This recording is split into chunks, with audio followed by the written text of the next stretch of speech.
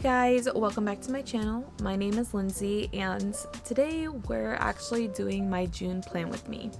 Now, if you guys couldn't have tell, I'm like super excited about this plan with me compared to last month because last month was definitely a struggle bus.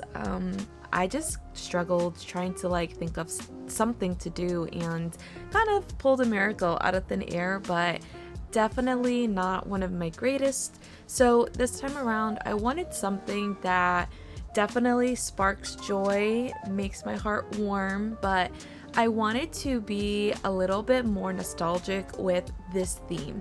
Now, if you've been here from the very beginning, like OG, very first video beginning, I tried to do this, I guess, like Pinterest collage night city neon theme.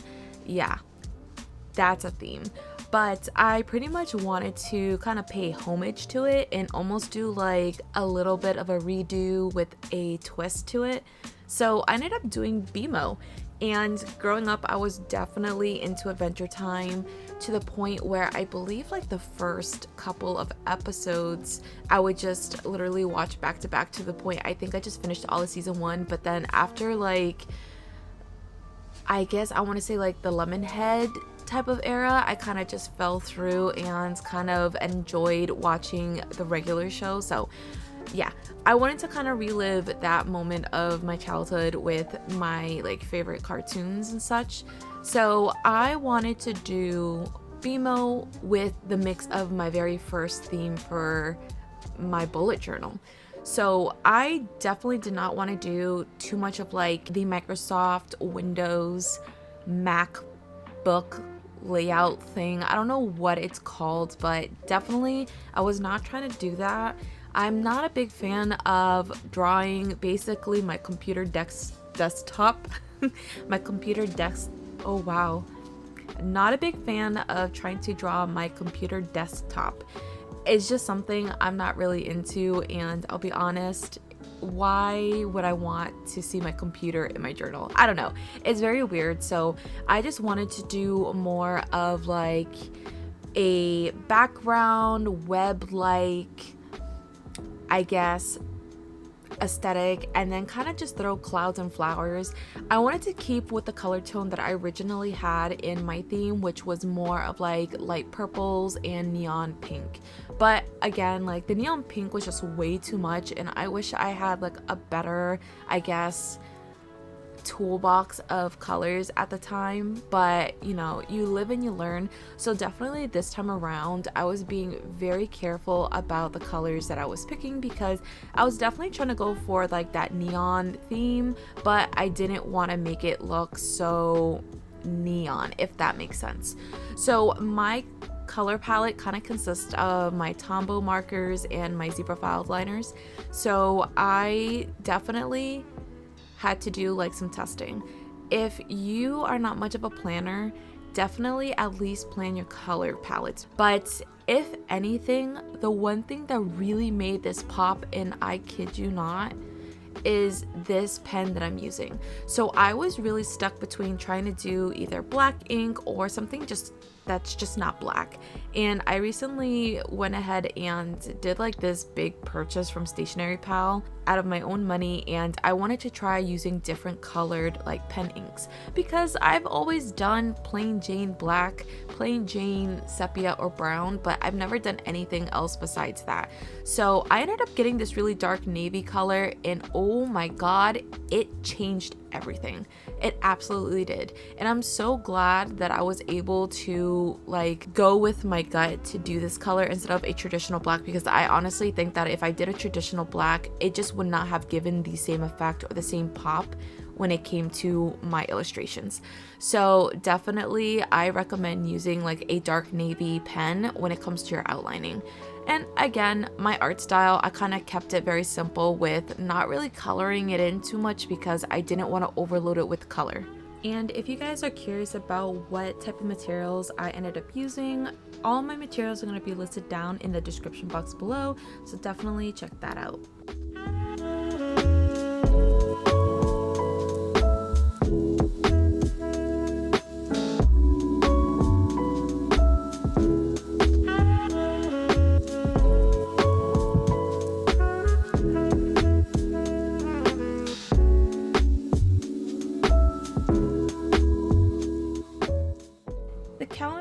actually has been working for me the last couple months, so I just kept it the same. If anything, I just made it a little bit bigger in terms of the dimensions, and I do think I made it like 3 by 5 squares.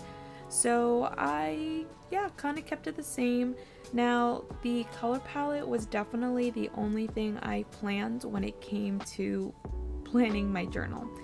But I kind of just went with the whim of where I was going to place colors, because I feel like color strategy is very important to kind of getting the overall, I guess, aesthetic. But for me, I just didn't want to do BMO on every single page. One, because I feel like that would just overdo his character, but then also like I just didn't want to draw him a whole bunch of times. So I kind of wanted to go with like motifs that it's easy to recreate as you go through your pages. So definitely the clouds, the stars, and the like different grid background is something that made this theme work for me and was able to not just have BMO on everything. I wanted to still incorporate his color because he definitely has that dark blue and minty green color for his character. So I'll be honest, like I didn't know where I was gonna put his color because I just didn't really think it fit anywhere, and so I ended up just using it for the calendar layout.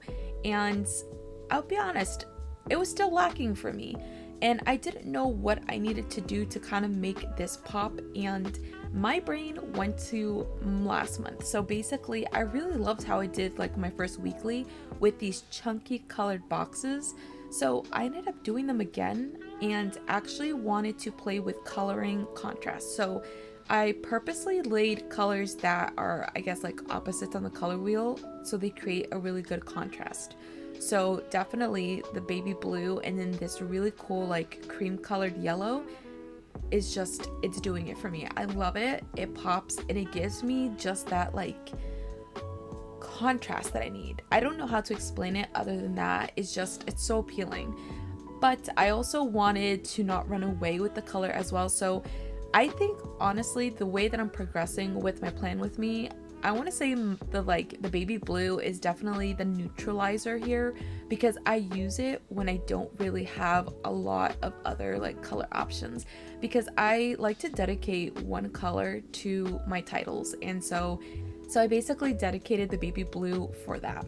Now I just kind of decorated a little bit with my washi tape, and I went through a lot in my collection to see what can kind of match, and again I kind of struggled because most of my washi tape is neutrals. Like neutrals is my comfort color palette, but it just didn't do anything for me this time around. So I actually relied on my ShopAmandaRachlee washi tape set, and I want to say they're gonna be a mixture of different washi tapes from like different collections, but yeah, I just used like a really pungent blue, purple, pink, and then like a little dash of green, because green I didn't want to, you know, have it showcased too much, because last June I felt like I just did nothing but green, and this June I wanted to be different, so I only wanted to accent with the green.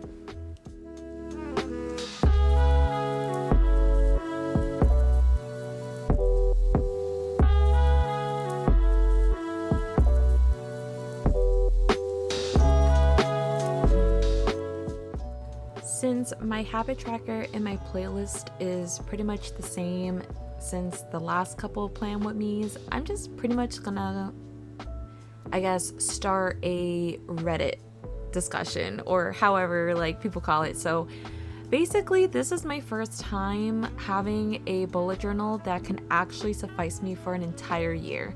And the reason why I say that is because every time I've always had a bullet journal, it just didn't have enough pages to where I would freak out by, probably by the beginning of July that I need more space. So I would always go for another book. But with this Archer&Olive, I'm actually quite shocked that there's still a lot of pages left. And I'm kind of like happy about it, because I really want to see, you know, can one book really suffice me for a year? Like that's almost like a time capsule. But it kind of makes me feel a little left out that because I can fit everything in one book, I can't really do a like mid-year migration because I'm not moving to another book. But it doesn't give me stress to know that I don't need to make one. So it's one of those where I've been thinking about it because, you know, my brain always wanders into the future and always thinks so unnecessarily. But I was thinking, like, do I want to have another bullet journal that can hold me for an entire year again? Because it's nice, don't get me wrong, it's super nice because everything's like literally in your hands. Like, it's like having the world in your hands. But sometimes I kind of wish I had a smaller bullet journal so I can kind of break it up into 2 books and have like 2 different like parts of the year, and it gives me like one vibe or the other one gives me a whole different one. I don't know, maybe it's just me being super weird about it, but I guess what are your thoughts? Like, if you made it this far, tell me, are you a 1 bullet journal, like get me through the year type of girly, or are you someone that enjoys the thrill of having to plan for the second half of the year? Because I'll be honest, it stresses me out way too much, but I like the like tediousness of setting up again. Maybe it's just because of my brain. Like, I don't know if like I've ever even brought it up here on my channel, but I definitely do feel like I have minor like symptoms of ADHD, so definitely having things almost in a routine helps my brain kind of just function. But it kind of like backfires on me because my brain is always working to the next thing that I need to like pretty much check off my mental list. And not having a secondary bullet journal is kind of weirding me out. So I don't know, I'm still thinking of what I want to do for next year, even though it's like another 6 months. But you know, when you're in the bullet journal game, you just have to think ahead. Maybe it's me, but for the ones who get it, and for the ones who don't, well, you should.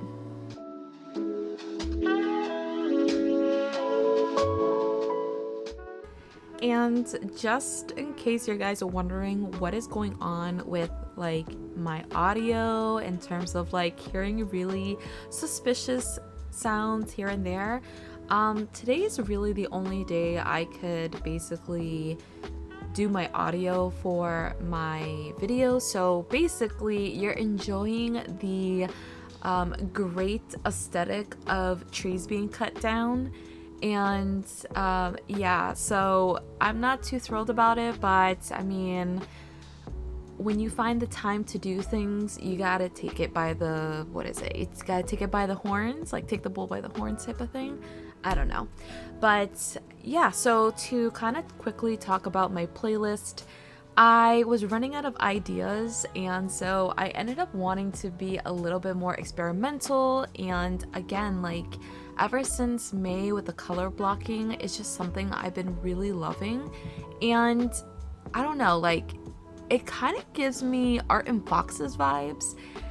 I just don't understand how it kind of like looks like Laura's aesthetic, but it does. And I mean, I definitely love her style. I think she's a great and talented artist, and I love that she's actually showing more of her artwork because now she's doing a lot more like sketchbook tours and like I guess concept drawings, which is really nice because I don't know, I feel like bullet journaling can only suffice so much when it comes to creative outlet. And I mean, it's something that I've been kind of struggling with because even though with bullet journaling, it definitely has helped my, I guess, my art skills and my mental muscle.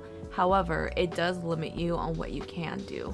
So definitely feel like bullet journaling can only do so much. But I don't understand where the conversation is kind of going. It's weird, like I never have a direct thing that I want to say in these things, and I'll be honest, like I go off the rip. I don't have anything written down. I don't really have like notes or a list of what I want to talk about because I feel like that's not genuine. And when I'm being genuine, you can definitely tell versus me just reading off of like a script. I don't know. I've had people tell me multiple times, especially in my personal life, that I should have something written down because I'm just like all over the place, but that wouldn't be Lindsay without being Lindsay. But back to the plan with me. So right now we're actually doing my first and second weekly layouts. So yeah, May was definitely a troubling month because I was just too stressed. I didn't even want to use my bullet journal, and right now it's literally May 23rd. And have I made anything besides my first weekly layout? Absolutely not. But that's okay because that's what bullet journaling is about. So to make sure that I don't kind of set myself up for failure again, I ended up wanting to do a Dutch door spread. I feel like as much as I try to steer away from a Dutch door, it's definitely a lifesaver for me because it helps plan my brain 1 week in advance. So I really liked how I did one of my weekly layouts in March. So I ended up kind of translating it over to June. The only thing is I didn't really have like a lot of doodles that I wanted to do because again, like I didn't want to just throw BMO everywhere and look like he kind of just like is there. So I wanted to make it very purposeful. I wanted to make it look like I wanted to make it look cute. And so every time when I do use my bullet journal, it's just something that's like nice and refreshing and it keeps me like engaged. I don't know. I really did like the Dutch door idea, and I again didn't really know where I was laying out colors, so I kind of took it one step at a time. I tried to make sure that certain colors were just not next to each other because I thought that would just be too much, almost like one big splot of color. So I first had to kind of lay colors one by one to see where I can lay the next one. And once I had a good idea, I just went in and outlined it with my blue felt tip pen. It's not a Tombow Fude pen, but it's definitely a brush tip pen because when I was actually using it, it was way too soft. I had to be very careful because my lines were just like all over the place, but thankfully with this theme, crooked lines is acceptable.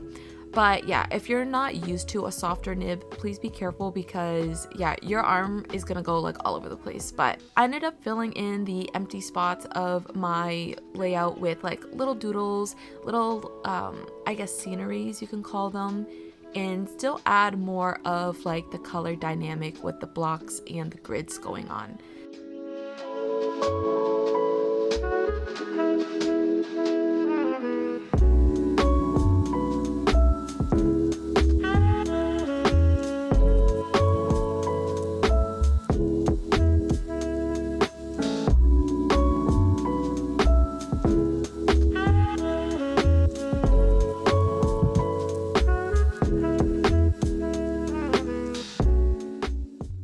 And I did put BMO in the top right hand corner and kind of made him look very cute.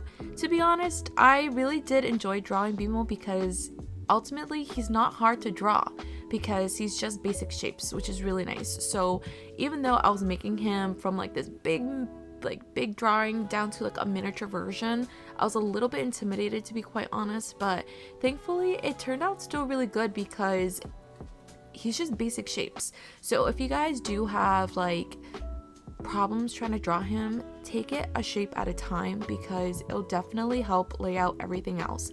And even if you're not really into like Adventure Time or care to draw BMO, you definitely can just do a lot more flowers, different plants, or you could do anything else that kind of ties in with like clouds, stars, and this like color blocking grid, I guess like web like aesthetic without going like computer desktop vibe.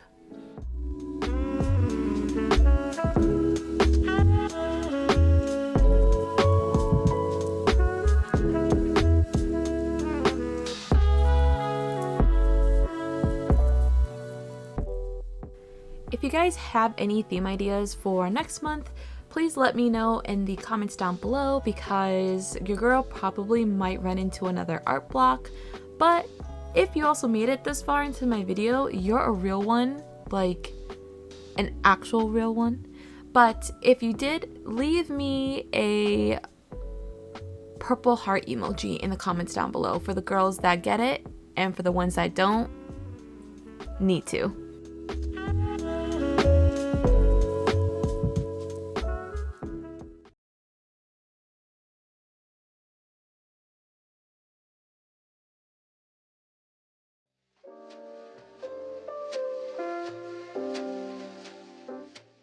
And here's a final flip through. I'm super happy about this theme because it is so good, like better than what I anticipated, especially coming out of 2 months worth of bad art block. I just can't help but look at this and feel more like myself. And I love this. This came out better than I ever thought, and hopefully you guys love it just as much too. And if anything, if you guys do love this theme, let me know. But until next time, bye!